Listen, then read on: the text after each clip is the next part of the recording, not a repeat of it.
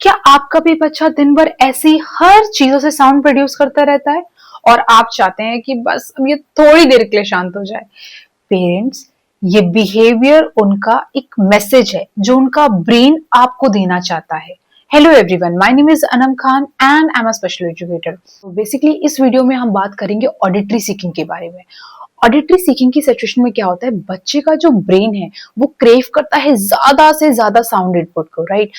इस सिचुएशन में क्या होता है, लाइक जैसे हम कॉफी पीकर कभी कभी ने अलर्ट मोड में चले जाते हैं, राइट? सिमिलरली जब बच्चे एक इनफ अमाउंट ऑफ साउंड को एक्सेस कर लेते हैं तो उनका ब्रेन एक बैलेंस और काम में चला जाता है। इसीलिए वो कंटिन्यूअसली या तो किसी चीज से साउंड प्रोड्यूस करते रहेंगे या फिर खुद ही साउंड को प्रोड्यूस करेंगे, लाइक दिन भर या फिर कोई भी साउंड प्रोड्यूस कर रहे हैं कंटिन्यूअसली। सो अब इन सब चीजों का सोल्यूशन क्या है?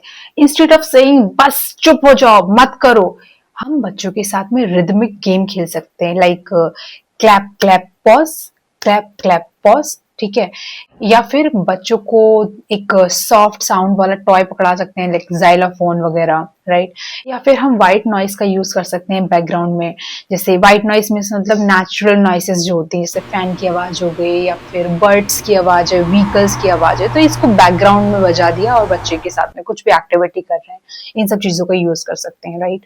तो जो भी बिहेवियर बच्चा कर रहा है उसको हमें सप्रेस नहीं करना है कि नहीं ये मत करो, ठीक है? उसको रिप्लेस करना है दूसरी चीज में, right? And if you like this video, please like and subscribe to my channel. Bye bye.